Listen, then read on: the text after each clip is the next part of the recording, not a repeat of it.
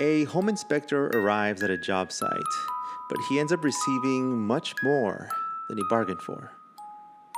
My name is Edwin, and here's a scary story.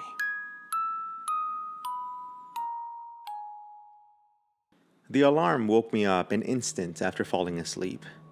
Thinking I had set it up wrong, I turned it off and dozed off, only to wake up to a call with a very specific ringtone. It was my boss. I felt my arms drop like stones deeper into the mattress when I realized what time it was. Less than 30 seconds later, I was fired. The allergy pills had worked a little too well, and I was still in a drowsy state when I got a call from Ilda, a girl I liked and had a crush on since high school. The dream girl I had often wondered what it'd be like if I had the guts to ask out, and so far I had gotten as far as taking care of her 2 cats, hence the allergy pills. "Hey, sleepyhead," she started. "How are my babies?" "We're doing fine," I started, quickly catching what I had just said. Wait." She laughed on the other line, and I felt that smile on my face begin to curve as I listened to her. "I'll come and pick them up later. When are you getting off work?" I told her I would be home the whole day, which then turned into telling her that I had just been fired. She was shocked at the news, saying that my job was so cool and that she was wondering how anybody could fire me, especially since I was so good at it. She said she would try to come by my house earlier than expected, but that if I needed anything, to give her a call. Everything came rushing at me in a blur. Honestly, adding the distraction of Ilda's voice made it harder to concentrate. I did catch what she said at the end, though. "We'll find you another job. Forget those guys." And that's what I meant. It was hard not to fall in love with her. She didn't even know what I did for a living. She just knew that I had a bunch of gadgets and carried around a lot of printed manuals with me. I would sometimes tell her about the houses I visited for work and the many things that construction companies and builders tried to hide. Discoveries I made completely on my own. To her, this was the coolest thing. Of course, I'd beef it up as well. Making night inspections seemed like such a cool part of my job, when in reality they were only for the cooler temperatures of mainly buildings with steel structures. I loved my job, obviously. There was a lot of things to do, things to learn and stay up to date with. The coolest part about it, though, was that I got to work by myself. I was a home inspector for a small agency that had been recently expanding, with lots of other inspectors as they started taking on bigger and bigger clients. Large houses, mansions, and even new constructions out in the newly developed areas, out by the woods in the foothills. My job was to go through the checklists, take video or photographs, measure temperatures, and meticulously review building codes and manuals, basically rules for how houses were supposed to be built. If there were cracks on the wall, for example, I would take a note of it. Anything from leaky pipes to missing shingles on the roof, I would take a note of it. And I was good at it, too. Ilda always told me that I should try to find my own clients whenever I complained about something with work, mainly with the managers who wanted work done quickly instead of accurately. But I was far too awkward to reach out to people on my own. It was hard to stand up for myself in a lot of these situations, but I tried to make the most of it. But something would come up, especially with Ilda on my side. Somehow, her call was all I could think about that morning, and I felt alright. I got up, got ready as if I was going to work, and instead started fixing things around my house. The lawnmower had gotten rained on the previous week and needed a part replacement. The thermometer on my oven was off by a few degrees. Projects I could finally work on. But I had just gotten outside by the shed when I got a call. It was Ilda. "Hey," she said, "I have a job for you. For tonight. It's for one of my friend's managers. I told them you're the best at it and that you could also do night inspections. But they're in a hurry and they need you to be there tonight. Can you go?" How could I say no? "Yes," I said, scrambling over my own words to say something else. But I didn't have to. "Great, I'll let them know and then text you the address and everything. Gotta go." And she hung up. Maybe this wouldn't be so bad. I would ask them to share around a business card, maybe I'll get more calls, and it'll be easy. Too easy, I caught myself thinking, suspicious of what was to come, considering this was exactly what I would say whenever a major issue started at a job site. I did my best to let it go and continue onto the shed and start one of these projects. Ilda was at my house a little after 6 in the evening, just as I had started eating a sandwich by the front porch. I never knew how to say hi to her, despite us seeing each other a few times a week. A hug, a handshake, a casual hello. But she sometimes surprised me with a hug or a high five before coming to my house as if it were her own, and this time it was no different. The cats knew exactly when she was around the corner and waited for her with me, making the greeting part of the conversation a little less uncomfortable. She started telling me about the job right away, and the plan was simple. Everyone would be at home at 10 p.m., but they were willing to step out and spend the night at a hotel for the night. The address was written down and texted to me already, a road I hadn't heard of before, likely one of the new constructions out by the edge of the forest. A few of the other contractors had also worked out there. I asked for more details about the age of the house, reasons for the inspection, insurance, warranties on it, but as I saw her eyes widen at the thought that I needed so many details, I stopped. I smiled and thanked her for what she was doing for me. She apologized for not asking, but I reminded her that it was all right. I needed this, and I was going to figure it out on the spot. There was something strange about the drive there.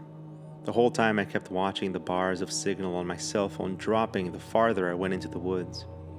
I looked at the signal data strength in the area beforehand and it seemed fine, but later I found out that it wouldn't be the only switch of the night. As I drove through the woods, the trees zooming past me in odd patterns similar to what you would see in an old animated video, with the moonlight creeping through the trees at certain spots, I kept thinking about what I would say or what type of inspection I would conduct. Thankfully, I had brought everything, including strong reflectors, lights, and stands to light up the roof if needed. But when I pulled up, I realized that this would be something completely different. There was no one home. There was no specific protocol, no plan, no signal. Was it a general inspection? I had never been in this situation before. A budget of $1,100 was too much for a simple inspection, but it was my best guess as to what they wanted me to do. And with the plan in mind, I just pulled up, knocked on the door, and saw as a key sparkled on the doorknob.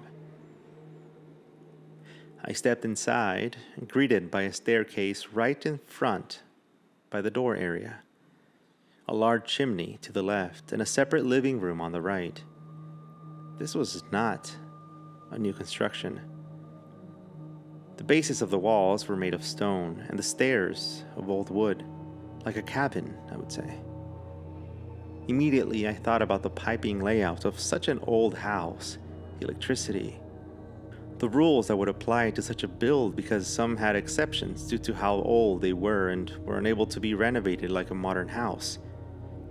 And just as I was looking for the light switches, I caught from the corner of my eye how a young woman came out from total darkness from the left area of the house, by the chimney, and she simply stood there.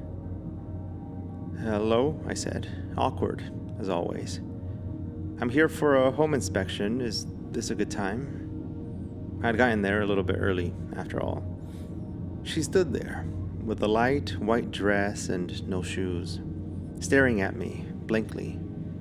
Her dark hair tied up behind her with enough light from the window that was enough for me to see the birthmark on her neck. I turned back toward the wall and found the light switches, 4 of them, and flicked them on all at once. And when I turned around again toward the woman, she was gone. I smiled to myself, nervously, wondering if she would come out again, laughing at the whole thing and explaining a few things to me about the inspection, but as I stepped toward the room, shouting hello and trying to make a conversation with this person who wasn't there, I was met with silence. The kind of silence you only feel when the power goes out at home, completely dead. I walked back toward my truck to grab my camera and light equipment to begin with the layout of the house, rolling the case through the carefully laid out stone walkway up to the porch. I opened up a work table and put my materials there and grabbed the camera to head back inside. I took pictures of the rooms on the first floor, the staircase and windows, corners of the rooms, the flooring, the exterior of the property, which, if it hadn't been for my reflectors, I would have never found out how large it was. It took me about an hour to find the property line and another 20 minutes to walk it. Everything looked to be in order from the outside, no signs of flooding, erosion, or anything that would show me that the house was built on bad grounds. But I couldn't be too certain, especially after thinking of who or what I had just seen inside the house. I continued taking pictures until finally ending up back at the front of the house, taking out my thermometer, measuring tape, and the video camera. That's when I heard a sound coming from the staircase.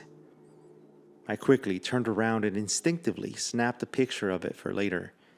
Every once in a while, I catch droplets or dust falling from a certain area of the house, very valuable to show active faults of buildings, but these were not your typical sounds. As I listened even closer, I heard the sounds turn into footsteps and then rush up the stairs. Sounds that didn't match anything I could see. I could feel that smile creeping into my face again.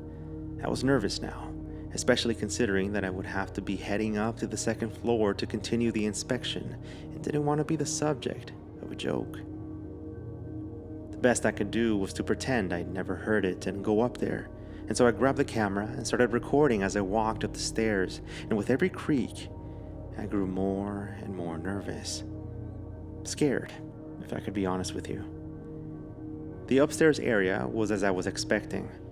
4 bedrooms lined up down a dark hallway with a window at the end of it. The floors were firm from what I could see with the light of the camera, but I stopped the recording for a bit while I got ready to take some pictures and was there in complete darkness for several seconds. I had no idea where the light switch was, and it took my eyes a little to adjust before I realized I was standing right in front of it. I took pictures of the rooms, everything decorated in a simple manner. I could tell one was a children's room and the other was a teenager's one, with posters on the wall and everything, while the remaining 2 were similar large rooms, both with enough space for a couch and bookshelves, as well as a bed. One had a bathroom, while the second bathroom of the upstairs area was the 5th door at the end of the hallway. Everything from the floorboard to the paint on the ceiling looked fine. No signs of humidity or termites from what I could see. And so I stepped out into the hallway and flicked off the light and was getting ready to find my footing to get downstairs when I saw a long shadow and a beam of light stretch from the window all the way to where I was. And then it floated away from door to door until it reached the window again. I froze in place, waiting for something else to happen. I turned on the light and rushed over the window to see what it had been, and from up there I could see a car pulling up to the property and park next to my truck. A small group of about 5 people was stepping out of it. The owners, I thought to myself. I walked through the hallway and down the stairs when I spotted them, the family that lived in the house. The inspector, the older man of the group, said as he saw me. He was walking up to shake my hand. "Thanks a lot for making the time to come out here." A worried look was on his face. "No problem," I said, as the rest of his family stepped into the house and shook my hand, one by one. All 4 of them, including a little girl of about 5 years old or so. "Everything looks good so far. I just have to finish off with the basement, which should take me a couple of hours." I looked down at my watch. It was a little past midnight already. They all looked at each other. The man, whose name I later found out was John, asked if he needed them to go there with me, but there was no need to. I told him that if he could just point me toward the breakers in the water heating units, we would be all right. He looked confused, but agreed, and then he put his jacket away on the hanger by the door and ushered me toward the living room on the right side of the house. "This way," he said. I looked at the old door for the second time that night, already knowing where the door would lead me to from earlier, from the walkthrough of the place. I heard you needed this done as soon as possible, I said. Well, he nodded. I can get you the report by the end of the day tomorrow if you need it by then without a problem, I explained. But he stayed silent. Is it for a property sale? I continued. And again, he didn't answer. I can climb up on the roof tonight as well. I brought my equipment for nighttime, I continued, but he interrupted. There's nothing on the roof. Most of the activity happens in the basement, although today's a special day, so it might be all around the house. We wanted to stay somewhere else, but my wife Sandra didn't want to miss it. I hope that's all right. For an instant there, I thought that his wife wanted to see or learn about inspections like Ilda did, but as he continued to tell me about the things that happened around the house, the sounds, the chair in the last room of the hallway, and the cries from the basement, the apparition by the chimney, I realized that he had been mistaken. He had been looking for a paranormal investigator and had hired a home inspector.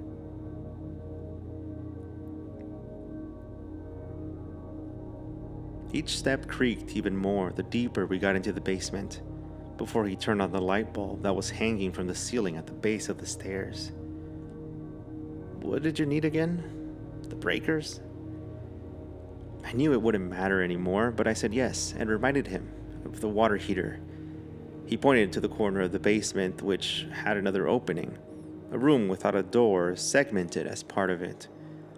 The floor was raw concrete except for that area that appeared to be a hole in the ground. Even more frightened now, I asked him about what happened in the basement, and what he explained still sent shivers down my spine. Screams, he said. Cries and pain come from down there almost every night since they had moved in many years ago. But they quickly learned that the heavy door that led to the basement held the noise inside pretty well, so all they did was to keep it shut, except for when they needed to grab something from there, a place for cleaning supplies and storage for old toys. He told me that the house had belonged to an old friend of his, a man who died of old age and had inherited this property from his grandparents, who had it before them, and so on.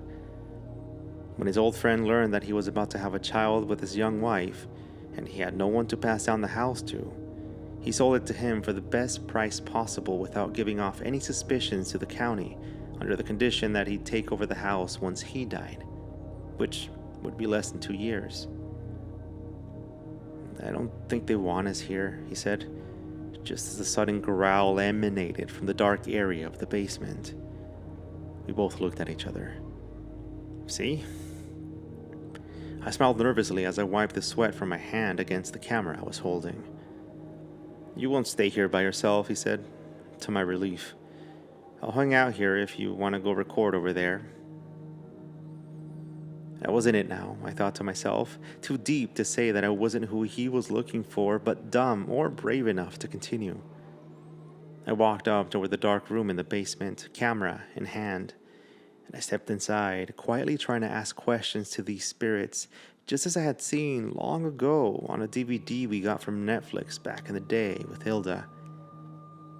All that would come out were whispers from under my breath.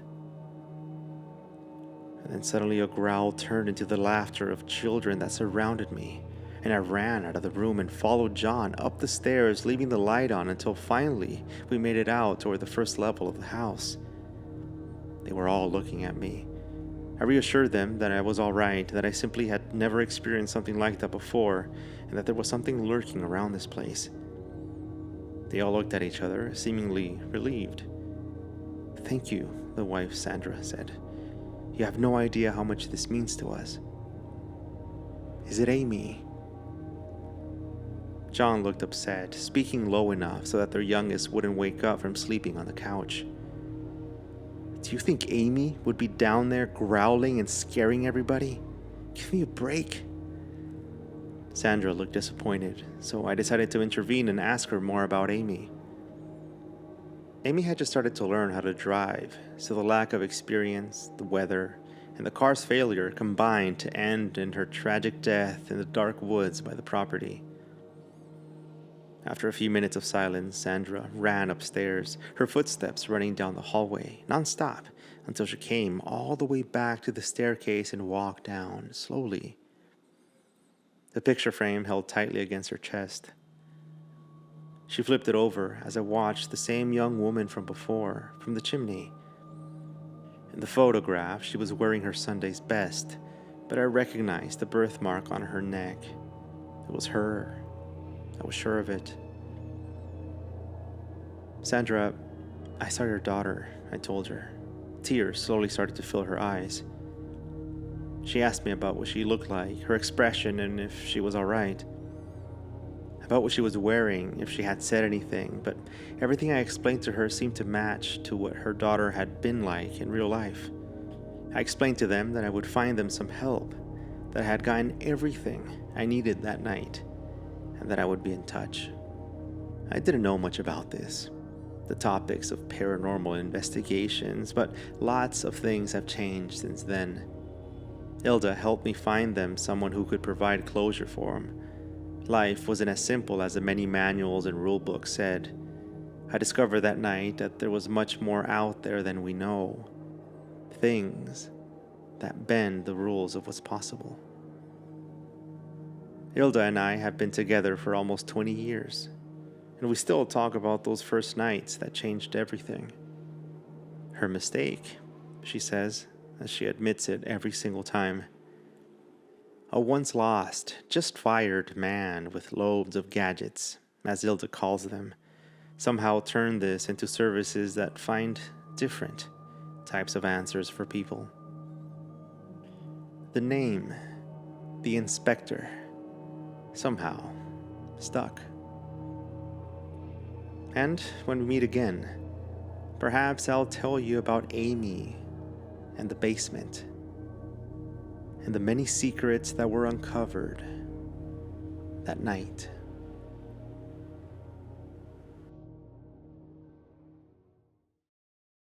That story was The Inspector, written by me for Scary Story Podcast. And if you want to listen to the full sound design version of it, head on over to Scary Story Podcast, and you can also check out my website over on scarystorypodcast.com. Thank you very much for watching. Keep it scary, everyone. See you soon.